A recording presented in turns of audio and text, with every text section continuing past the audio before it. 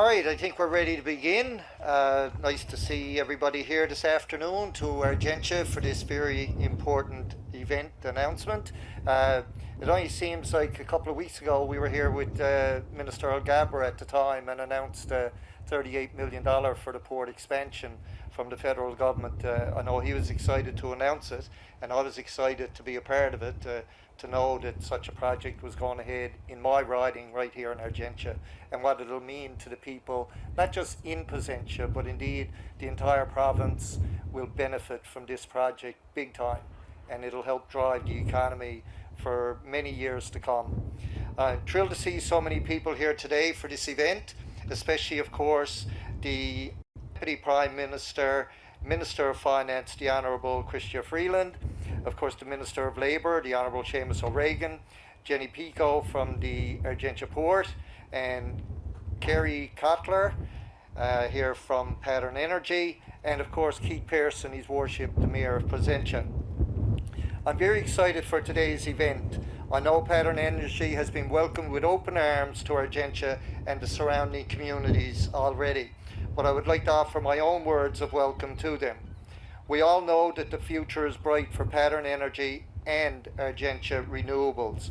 So what I want to thank them for making this part of my riding their home.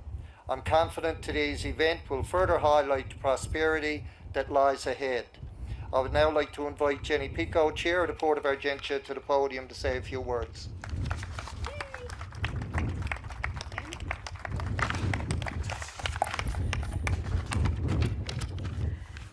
Thank you, Ken.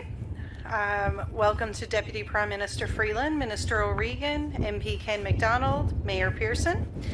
Good afternoon, everyone, and I'm delighted to be here today in my capacity as Chairperson of the Port of Argentia Board of Directors. On behalf of the Port's Board of Directors, employees, tenants, and community, I offer a warm welcome and offer my sincere appreciation to all of you for taking the time to visit and hear firsthand about Argentia Renewables and why the Port of Argentia will be the first to export hydrogen to Germany and the portfolio of exciting energy transition projects the Port are involved in. The Port of Argentia is very proud to be an equity stakeholder in the Argentia Renewables project and have a complete confidence in Pattern Energy to execute the project with the entire support of our organization and community. The efforts made by Pattern to engage with our organization and community have been truly remarkable, and we're genuinely excited for what the future holds for our port, community, and Pattern Energy.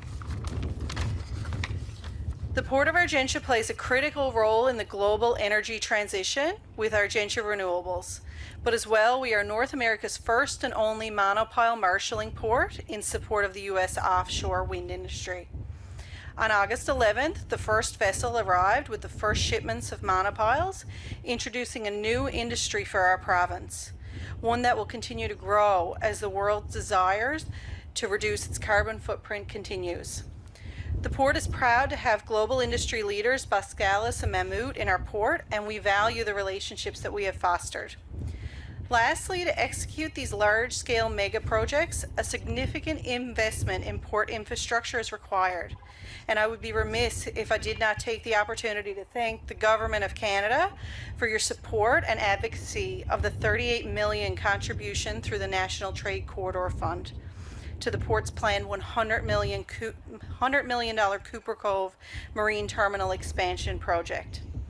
With the opportunity to be the first port to export hydrogen to Germany's North America's first and only marshalling port, a $100 million dock extension, and a strong focus on port electrification and reducing our carbon footprint, the Port of Argentia will be in the lens of the world as we collectively lead the world energy transition.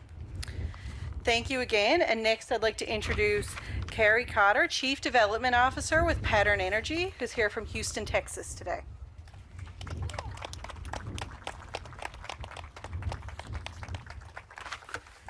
Thank you. Thrilled to be here. And the community support, the open arms that have been reached out to Pattern, it really has been incredible. We're going to be here, I hope, for decades, and we're only going to do it as partners with all the local community support that we found. And just thrilled to be here with Deputy Prime Minister Freeland and the leaders from the port to showcase this truly unique project, Argentia Renewables, a 300 megawatt wind-powered green fuels production and export facility located here at the Port of Argentia. The project really is in direct support of the Government of Canada's objective to be this leading exporter of hydrogen globally, and this is the project that can really fast-track this whole new industry and bring so many people into the industry, because it really is going to grow so much. Pattern is a global leader in renewable energy, and we have deep Canadian roots. We're majority owned by the Canadian Pension Plan Investment Board, and we've built a dozen wind farms or so around Canada that we operate today, including the largest one with the First Nations. A little over a year ago now, we announced the execution of this agreement with the Port of Argentia to develop the green hydrogen facility and directly connect a 300 megawatt wind farm that we can all see just in the distance here. If you look out there, you can envision there'll be turbines spinning there in just a year or two that will provide the power to be able to make this product that we can export to many markets. And we spent really the last year engaging with the local community, working with a broad range of stakeholders. I'd like to call out just a couple of them. Our local development partner, Growler, has done many of the on-the-ground work here. It's been great to work with them. We've partnered with SEM, a local Indigenous-owned company, for the completion of all the environmental work that we'll be doing out here, not just this past year, but for the next couple of years to come. And this community-first approach, it's helped us really bring everyone here together today. That's going to set the stage for the future. I don't think it'll be too long until many of us are back here celebrating the completion of this project. So thanks again for having Pattern. Look forward to being back here. And it's with the highest honor here that I get to welcome Minister O'Regan. Thank you. Thanks, Cary. Very much. Thanks, Cary. All the way from Texas. There's great hiking around here. He's a big hiker. And you're going to do North Head Trail, I think, tomorrow from St. John's. Yeah, definitely. I love being in Argentia. We have been talking for so long about an energy transition, and it's going to happen, and what does it mean? And, you know, it's particularly stressful when you talk about this sort of stuff and change and everything when, you know, you live and you represent an energy, an oil-producing province, right? Because what is that change going to mean? This is where the action is, right here. This is what it means. Jobs, jobs, jobs, jobs on the ground. Stuff that we are now seeing being built. I've said so many times that Newfoundland and Labrador would lead this transition in energy that we're talking about as we try and lower emissions, because we've got the natural resources, we got the people, and we got the wherewithal. Look what the heck we've done now with Hibernia, with the offshore. I often say, I wrote the speeches for Brian Tobin when he was Premier. We didn't know what we were doing when we started on the offshore. Look at us now. I mean, whenever I'm on a plane, I'm sitting next to some young fella from Burgeo on his way to Mongolia to tell him how it's done. And that's what this is. It's like First Oil Hibernia. We are going to be showing the world how it's done. And it's happening, and that is such a great feeling, particularly for workers, because you're seeing it. So how do we accelerate it? Well, you come through with some of the most revolutionary, and I know this, you wouldn't think these words sound revolutionary, but tax credits. I know tax credits are not normally revolutionary, but when you say, listen, when you come here and you invest, we will invest in you. When you invest in people, we will invest in you. When you invest in unionized workers or pay them a prevailing union wage, yes, I'm the labor minister, how can you tell? We will invest. And now we are going to be leading the country right here in Argentia. And this country will be leading the world. Because we understand that we need workers in order to do this work. And it's far from over. It's only just begun. But what Minister Freeland has done with the investment tax credits, I tell you, Charlie Angus, who's, you know, pretty partisan NDPer, he and I have worked together with Minister Freeland, with another group of ministers, on how we do this together with the NDP. And this is really important to them. But when you announced, Minister Freeland, Deputy Prime Minister, the investment tax credits, he's on the other end of the House of Commons to me. And he walked the whole length of it down, shook your hand, shook my hand with a big smile, and just walked back to his seat. And we all laughed. because it's not Charlie's style to remain that silent for that long. But there are a lot of us who've been working very hard for moments like this, to see things like this, to see days like this. I don't think I know of a more resilient warrior on this front than Chrystia Freeland. So great to have you back in Newfoundland. It's particularly good to have you here in Argentia. I know Ken has been talking about what's been going on here for years. We're finally beginning to catch up. Welcome, Chrystia. Welcome, Deputy Prime Minister.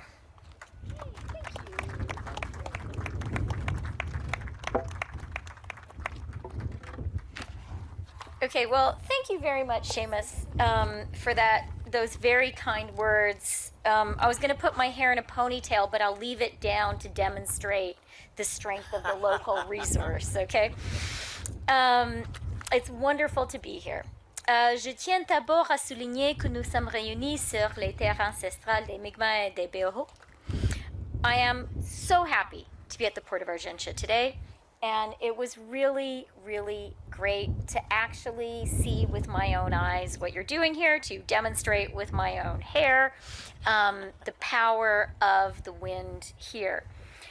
I really can't emphasize too much the extent to which you, the people of Argentia, the people who are here right now, you're actually at the very center of probably the most important thing happening in the world today. And you are in the vanguard. You are so close to becoming a global hub for renewable energy, to becoming a first mover in hydrogen. Such a big deal. And I'm, frankly, very moved and very proud to be able to be here and talk to the people making it happen and to see what you're doing and to learn from you the things that we as a government need to keep on doing to really make this happen, to help you get to the next stage. We've heard about the investment of nearly $40 million to improve the flow of cargo just last month. I want to talk a little bit about where the Canadian economy is today. We've had a hard year with high inflation. The good news is inflation is really coming down. It was at 3.3% last month. That's down from a high of 8.1% in June of last year. Le Canada a connu la plus forte croissance économique parmi les pays du G7 au cours de l'année 2022. Selon le FMI et l'OCDE, le Canada devrait aussi enregistrer la plus forte croissance économique parmi les pays du G7 en moyenne cette année et l'année prochaine. Aujourd'hui, près d'1 million de Canadiens de plus travaillent par rapport au début de la pandémie. Plus particulièrement, le taux de participation au marché du travail des Canadiennes, dont la force de l'âge a atteint un nouveau record de 85,7% en juillet. Ce succès est notamment attribuable à notre système pan-canadien d'apprentissage et de garde des jeunes enfants, et je suis très, très fière de ça. La croissance des salaires, qui est établie à 5%, a été supérieure à l'inflation en juillet, comme c'est le cas depuis 6 mois maintenant, et notre taux de chômage actuel est l'un des plus bas de notre histoire, soit 5,5%. Depuis 2015, notre gouvernement a sorti 2,3 millions de Canadiens de la pauvreté. And from $10 a day childcare to a new Canadian dental care plan, we've strengthened the social safety net that millions of Canadians count on, all while ensuring that Canada maintains the lowest deficit and debt to GDP ratio in the G7. Our economic plan is delivering for Canadians, and it is fiscally responsible.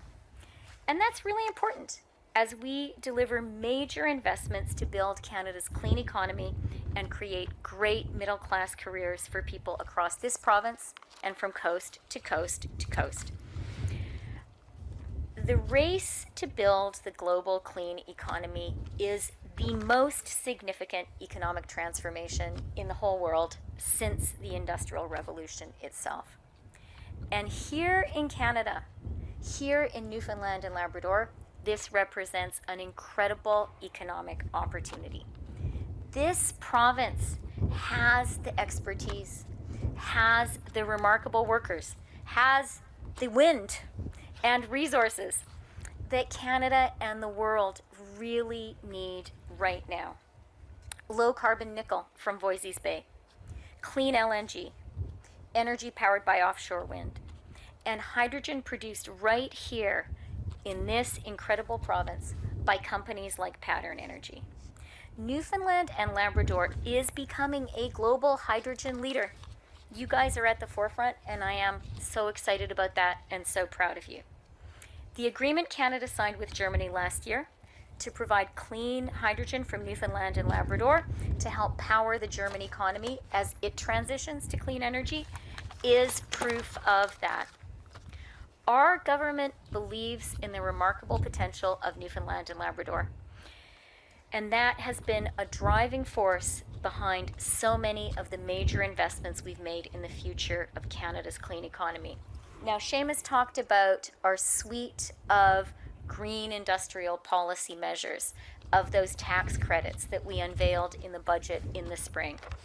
They include something really, really important for you guys, which is an investment tax credit for clean hydrogen, covering up to 40% of project costs for investments in clean hydrogen that will help companies like Pattern Energy create great careers here in Newfoundland and Labrador.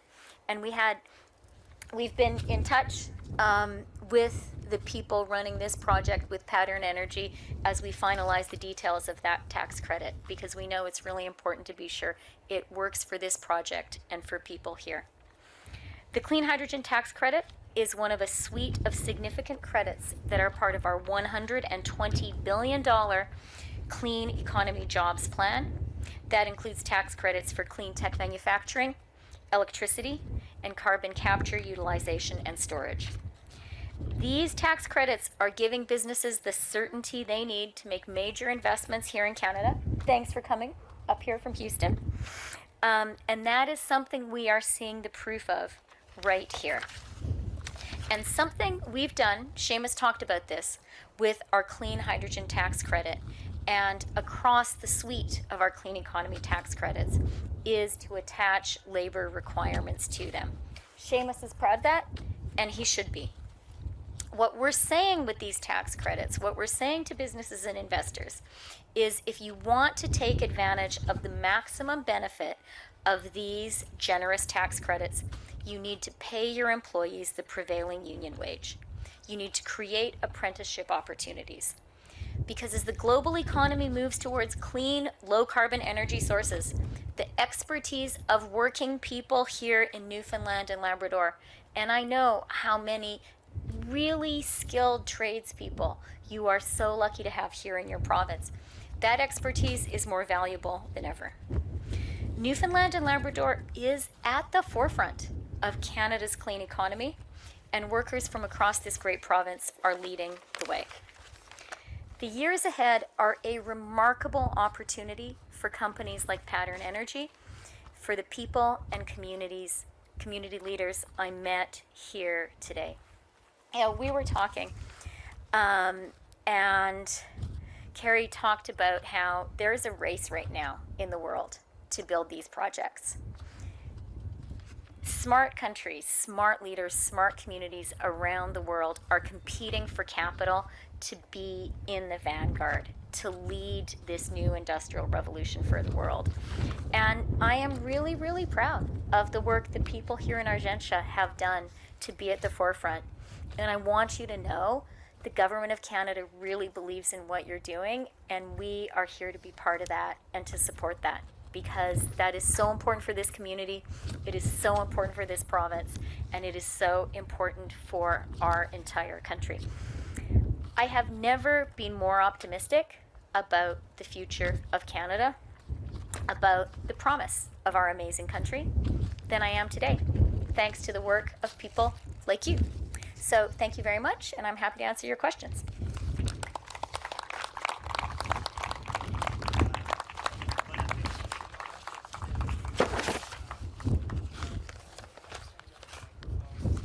Stating your name and outlet before asking your question, that would be much appreciated. We'll do one question, one follow-up per news outlet, please.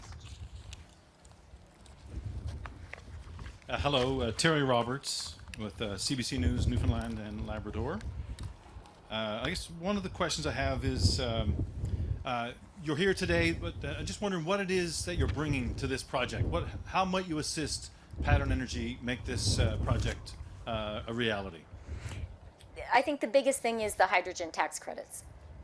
And we talked about those a lot. We're finalizing the rules now, and this is going to be one of the projects that benefits from those tax credits the most.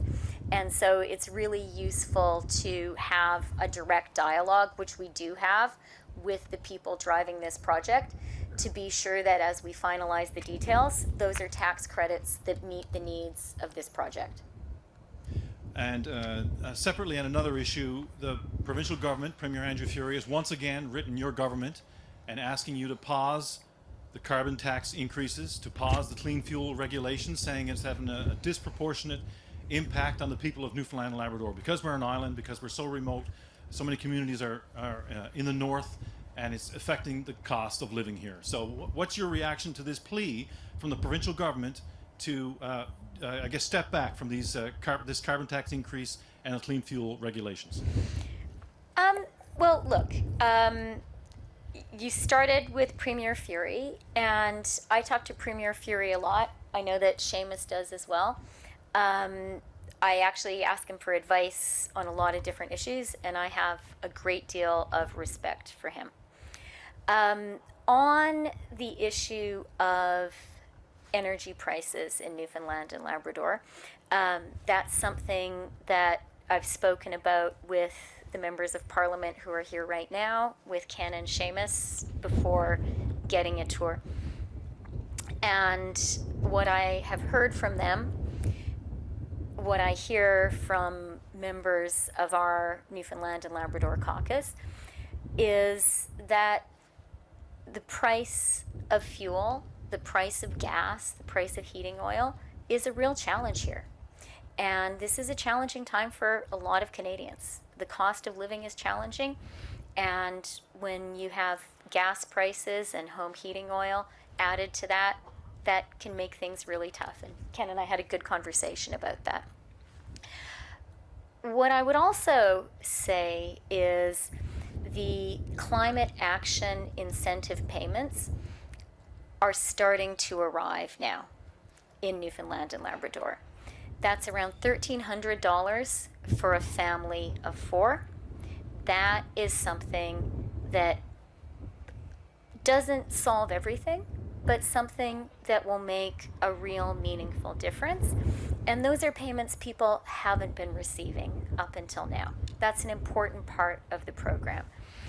And then, the final thing I'd like to say is that I think it's really important for us to recognize that climate change is real. I know we all do. As a country, we've been visited by so many natural challenges. I know we all see that. And that climate action is important. I think the good news is, as we are seeing from this project today, that climate action and being a country with a strong climate agenda is about building our economy. It is about creating the great jobs that are being created right now here in Argentia. The great jobs producing and exporting hydrogen, ammonia to our partners in Europe. They want that clean energy. They want it to be produced in Canada.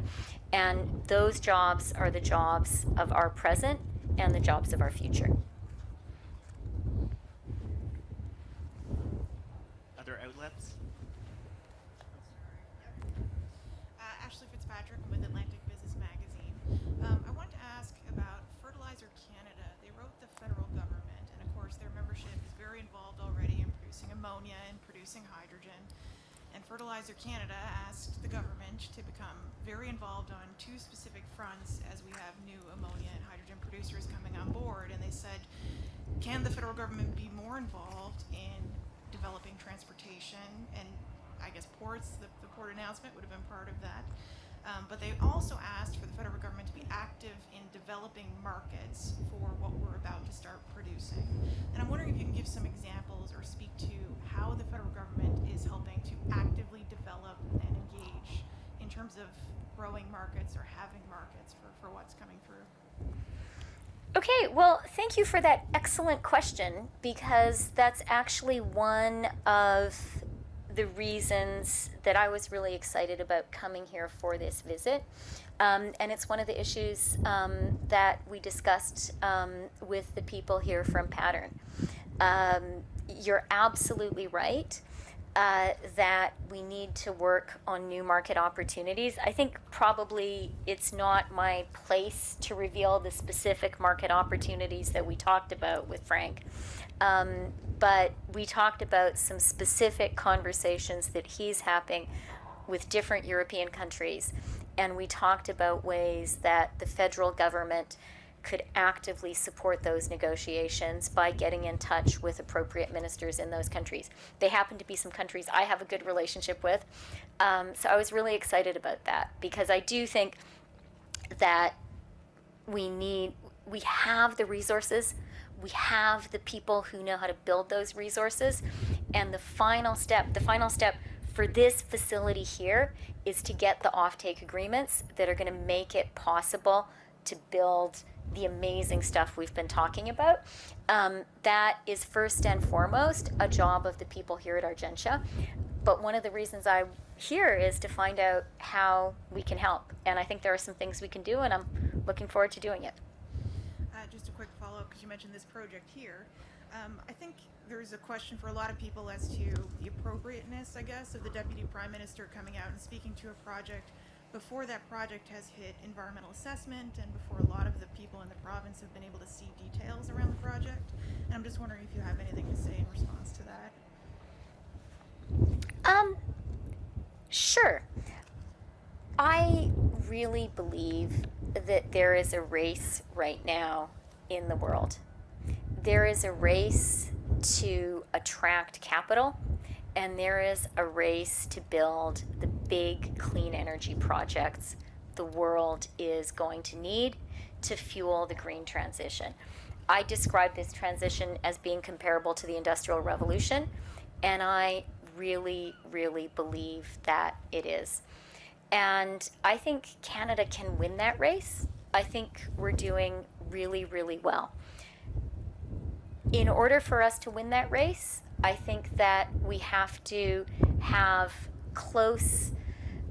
conversations on the ground where the projects are, with local communities, with local MPs, with the business leaders who are working on those projects. And I think that it's really important for me and my team, as we're doing very specific things, designing the hydrogen tax credits, to see for ourselves what the promising projects are across the country, and to talk to the people directly who are building those projects, so that we can be sure that the support the government provides to hydrogen across the country is not something designed in some office in Ottawa. I mean, work will be done in offices in Ottawa, but that it is informed by the work done here on the ground. Hi, Ben Clary, NTV News. I was wondering if you could expand on, because we keep hearing it's a race towards the green transition. It's stumbling to get that out. How are we doing in that race? Are we winning it right now? And who's our main competitor or competitors? Great question. I think we're doing very well in the race. And I think we are one of the winners. But I think the real answer to that question is going to be given in the next 12 to 24 months. I think big decisions are being made in the world today about capital allocation for clean economy projects. And so I think there is a real urgency. That's why in the budget in the spring, we put forward such an ambitious suite of tax credits, because we could see there was a race, and we knew that Canada had to get, I don't know what metaphor I want, a better pair of running shoes to really be competing in that race. We're competitive right now.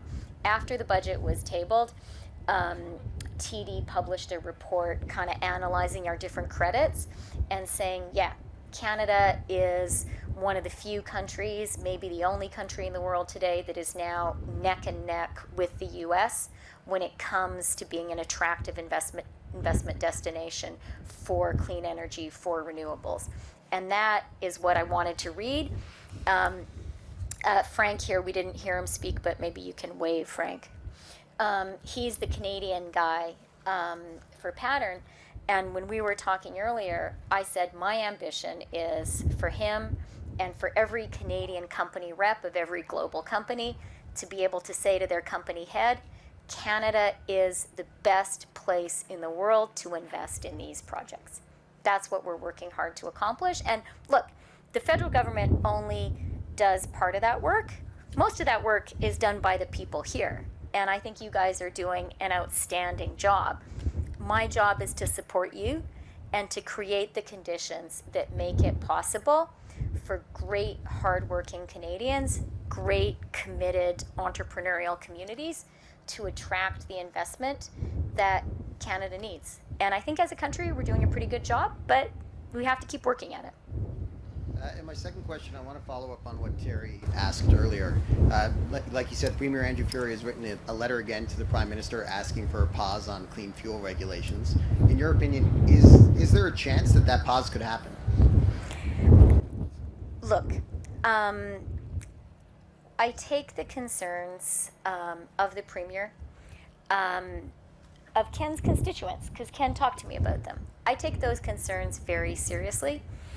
The cost of living is a real challenge here in Newfoundland and Labrador. And, you know, gas is a part of that. Heating oil is a part of that. I think it's important to recognize that the climate action incentive payments, they're going to make a difference.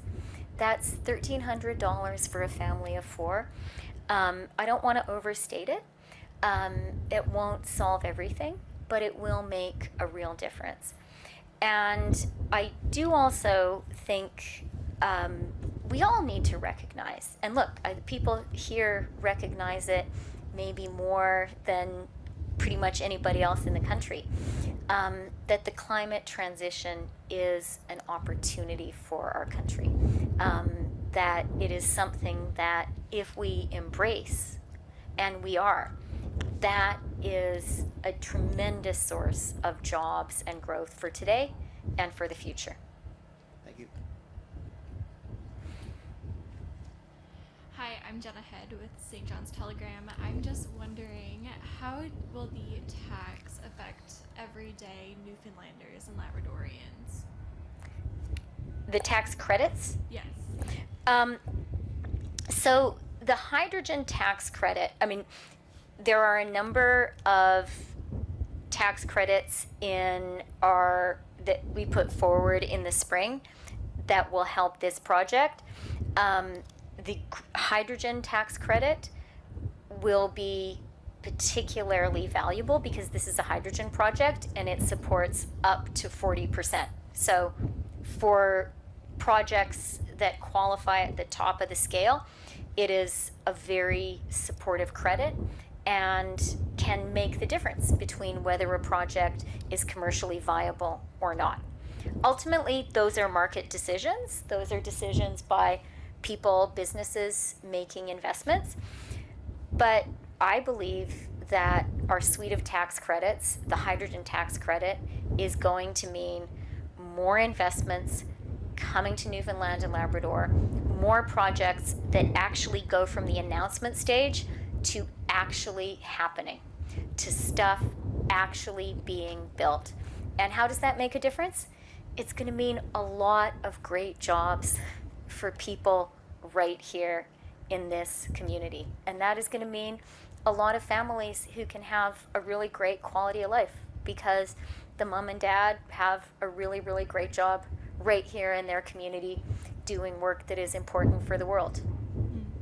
And just as a follow-up, what are you hearing from people who wish to work in hydrogen? You know, that is a great question. And I am hearing a lot of enthusiasm. And I'm hearing enthusiasm across the country. And I've heard actually from a lot of employers that especially people who are looking to recruit younger people to their companies, that they are finding there is a lot of enthusiasm among young Canadians to be part of the green transition, to be part of companies that are leading the way there. And I've heard that in BC, I've heard it in Alberta, I've heard it in Ontario, and I've heard it here today. I think people recognize that, young people maybe especially, that it is great, you know, exactly as Seamus said, it's great to get started on the ground floor, that is a great way to build a career that is just at its start. And young Canadians, not only young Canadians, but maybe especially young Canadians, are very aware of climate change and the importance of climate action. And I think it's a really great feeling to work on a project like this and feel like, you know, not only are you supporting your family, but you're doing something really good for Canada and the world. Thank you. We're going to take one last quick question. Ted Dillon, CBC. How long will Canadians have to wait for measures on to help with housing? Well, there are, you know, our government has been working on housing for a long time now. And there are measures in place today that will be delivering for Canadians. I'll mention two. One is the First Home Savings Account. That was a measure which became available in April. Many banks are now offering it because the First Home Savings Account has proven to be so popular.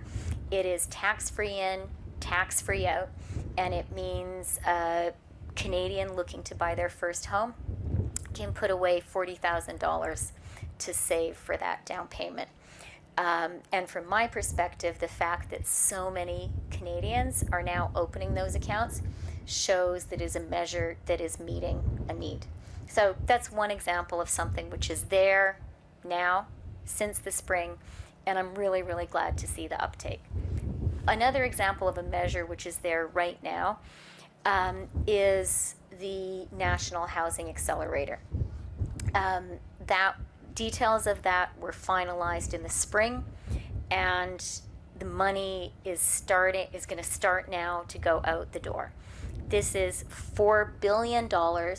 It's like a race from the top program to encourage municipalities across the country to identify for themselves what do they need to build more homes faster, to put forward those proposals to the federal government, and then they can get their share of that $4 billion.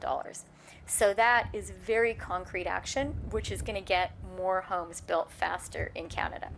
Having said that, it's a really good question because, you know, people asked me, how are we doing in the clean economy race? I think we're doing really well. I think we have to do more, but I think we have the measures in place we need to be successful there.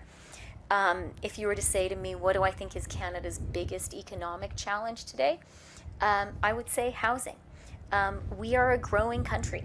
We're probably the developed country that is the most welcoming to immigrants of any country in the world. That is a really good thing. That is a driver of economic growth. But growing countries need to be good at building. And we as a country do have to get better at building more homes faster.